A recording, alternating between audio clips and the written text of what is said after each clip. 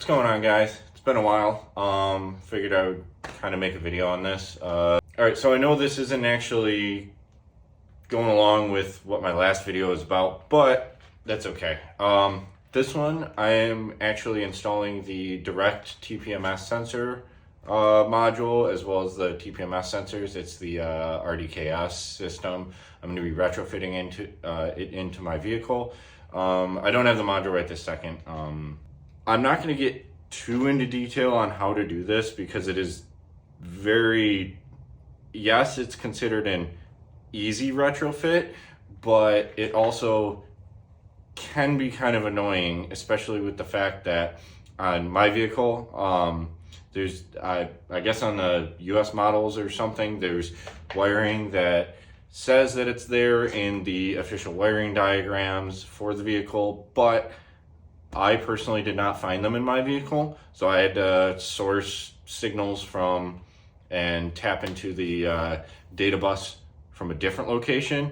And if you're not careful, like what I was just doing, you could possibly basically lose the signal to tell the infotainment system to turn on and off, as well as you lose everything, like as far as you could possibly screw everything up to where you now have to make a very expensive trip to the dealership for a new wiring harness or plug or something, and you have to repaint a bunch of stuff, and it's not cool. Also, this retrofit actually requires you to do some coding, which the coding you can do via OBD11, but I would recommend not doing that because you actually have to have Otis, VCP, or some other system to upload a parameterization set and data set for this module itself. So that data set is actually personal to your vehicle, and you need to be able to get that data set specific for your vehicle. You can make them, and there are things to make them out there, but again, it requires some way of flashing that data set onto your vehicle via Otis, Otis S, Otis E, one of those two, VCP, VC Tool, something along the lines of that, which a lot of those are pretty expensive and pretty hard to work with if you do not know what you are doing. So I will basically show a brief overview of kind of what I've done. If you would like to do this, I will offer this as a service to do for you guys, if you are willing to come to me. Again, I don't recommend anyone actually trying this without knowing the possibilities of screwing up a bunch of stuff and it being very expensive. So let somebody do it that knows what they're doing and knows how to use Otis or any of those tools. But yeah, without any further ado,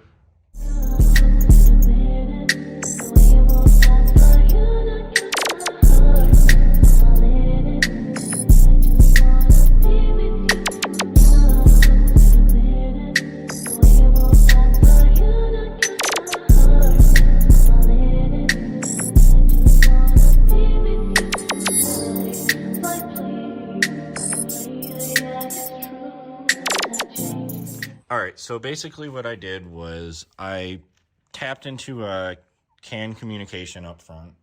You need the communication for the infotainment, and it's a 4-wire system, power, ground, CAN high, CAN low, but you need the infotainment stuff.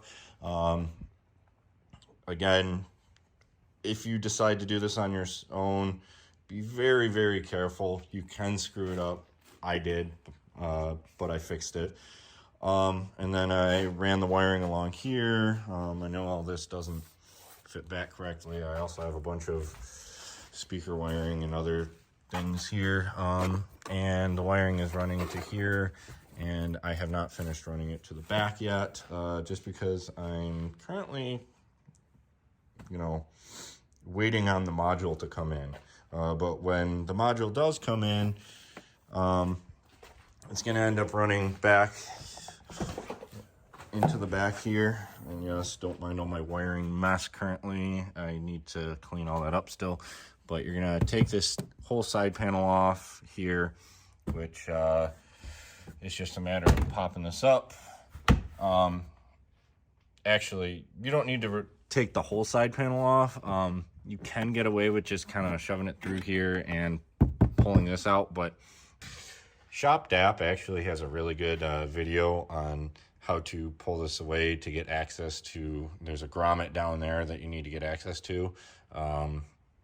He's got a really good video on how to do that, and I'll link it in the description, or I'll link it, put a, link to it up in the corner here, wherever it's going to be.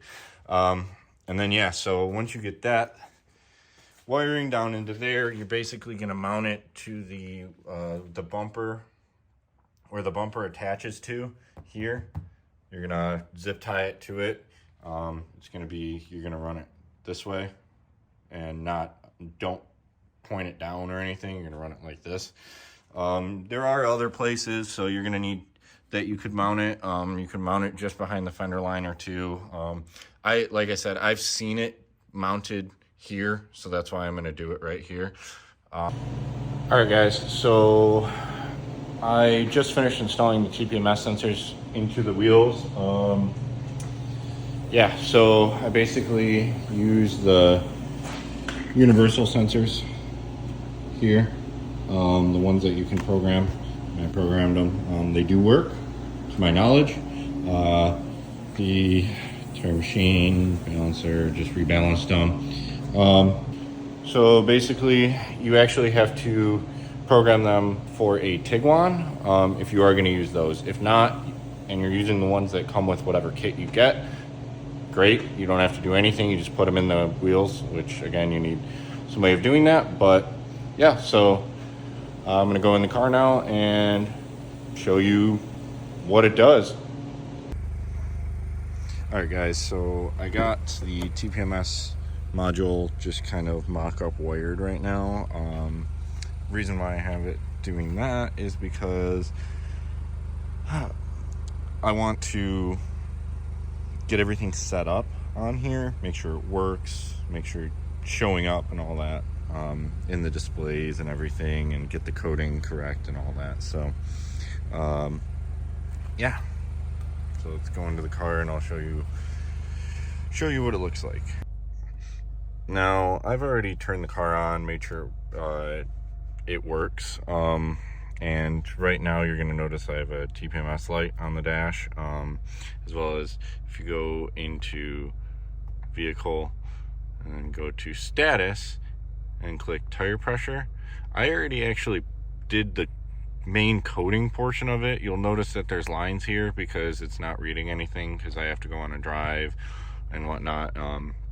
As well as if you go into vehicle here and go to tires, you'll notice that there's like no settings and there's no options or anything. That's because the parameter sets actually need to be uploaded, as well as I'm going to update the software on this.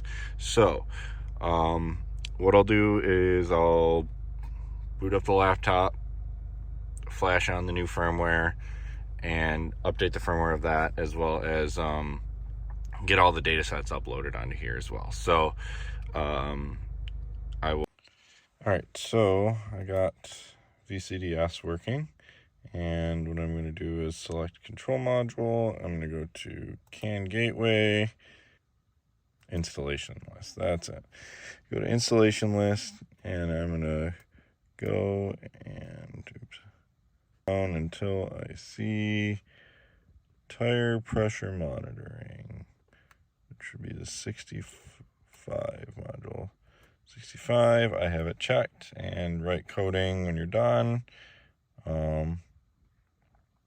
So once you do that, then you're gonna close the controller and go back. Then you're gonna go into ABS brakes, and you're gonna go to coding and long coding helper. There is no long coding helper, so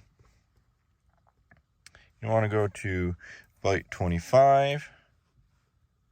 Okay, 25. 25, you want to make sure bit 2, 3, and 4 are unchecked. And then you're going to go to byte 27. You're going to make sure bit 4 is unchecked. And then once you're done with that, you're going to write the new coding and click do it. Let it do its thing, and then close and go back. And then you're going to go into instruments. You're going to go to coding. One coding helper, enter at your own risk. And you're going to look for bit 3. You're going to, in bit 3, or byte 3, you're going to turn on bit 7. Make sure that's on. Bit 4, you're going to turn off bit 0. And then, I don't remember, I think it's byte 7, byte 11. Oh, byte 11, you're going to turn on bit 2. If you're doing this with OBD11, it's going to be tire pressure monitoring, yes.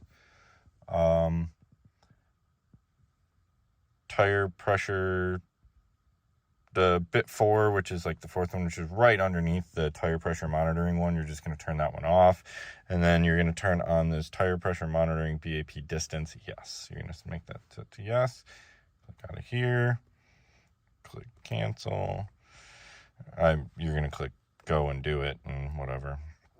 And then from there, you are going to look for, where is my 5F? Okay. Under 5F, you will be going into the adaptation. I select vehicle operation menu. And let's see, under vehicle operation menu, or vehicle menu operation, you're going to make sure that display RDK is activated, and display RDK over threshold high is also activated. And then you're going to go to vehicle function list BAP and make sure your what is it? Tire pressure system is set to activated, and tire pressure system 0x07 message bus is set to infotainment data bus, or under infotainment data bus or whatever under OBD11.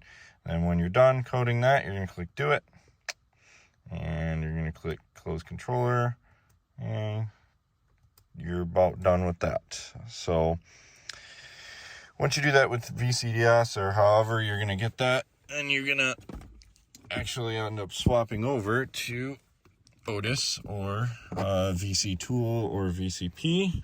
Let me plug this in. Okay, so after you have all the stuff set up and all that, and you have a data set created for your specific vehicle, you're going to use VC Tool or VCP or something, and you're going to upload that data set to the device. So I just uploaded here, and then I flat downloaded selected data set to the ECU. Okay. I would like to update the firmware on this, but I don't think that is possible.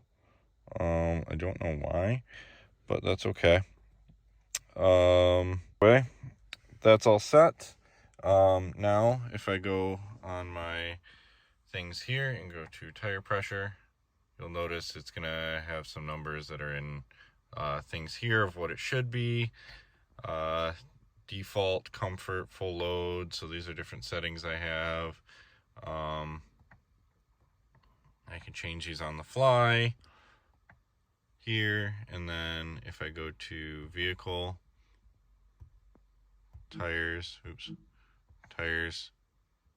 I see I have the same load thing here as well as tire designation. I can choose my wheel size, tires, and all that.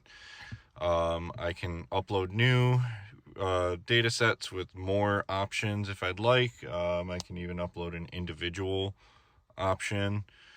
But yeah, so that's basically how you do that. The only other thing would be updating the firmware, which would be through flashing of flash file through Otis or some other way like that. But for the time being, this will work. You will have to go take your car for a drive, and you will have to drive for a good bit of time for it to actually see these pressures and whatnot. But I am currently just waiting on a plug, and once that plug comes in, then I can wire it up and officially install it into the bumper. And we are going to click this button to start flashing.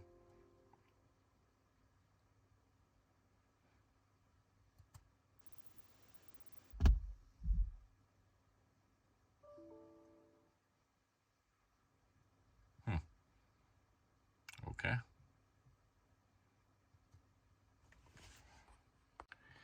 Okay, we are back again to load up revision 11 and click flash. It's going to give me that warning and click OK. And it is going to then yell at me a bunch of times again. Park distance control, blah, blah, blah. Front assist, all that. Flashing blocks. Okay. And we're on to the last block it needs to flash. Signing block success. Okay.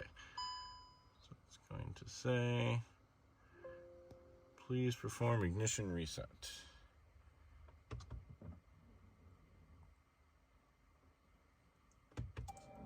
Ignition reset completed. Press OK. Clear all fault codes. Yes.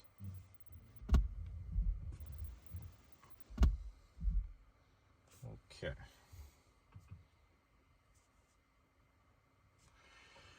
All right, so all fault codes are cleared. Now, I think what we are going to have to do is, since it erased all that data, I believe, let's check measurement values real quick. Actually, I won't be able to see those. So, adaptations, identification number, and I'm going to have to enter all of the wheel sensors here. Make sure you have those wheel speed or those tire pressure monitoring sensors. Make sure you have the serial numbers for those, and you input them here and you write it to the channel. And once you do that, it will know which TPMS sensor is which, and it will be able to find it. And yeah, so I'm just going to go ahead and register all of these to this, and I will get back when I'm done with that. Alright guys, so sorry about my furnace in the background, but what I ended up doing was I ended up mounting, pulling the liner back here and mounting the module. There's a rear side assist module, like a radar module, rear traffic alert, whatever. Module down here that there's a bracket that you can put a couple zip ties through, zip tie it to the thing. And there's a grommet that you can run the wire up to in the back here that goes straight up that you can route it through and get it into the hatch, and then route it across over to the driver's side, up the driver's side, up to the wiring that you need. Alright guys, so that is more of the, I guess you could call it a quick overview, sort of how to install Direct TPMS into the 2022 GTI North American spec. Couple of things I learned in the process. You can actually use the universal sensors, the Autel MX sensor, so you can save some money instead of having to purchase the OEM ones, which can run pretty expensive, and that's also if you don't want to order everything off AliExpress. You can buy the whole kit off AliExpress, but it might take a month and a half to 2 months to get. So that's kind of where I was at. I wanted to get this anyway and try it out before any of that. So I ended up getting OEM antenna module as well as doing the universal sensors. So with the universal sensors, make sure that you program them for a 2019 Golf, not a Tiguan.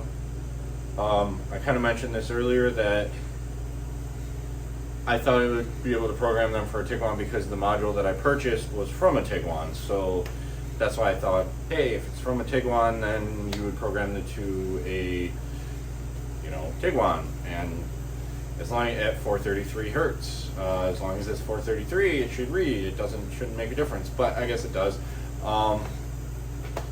My mistake.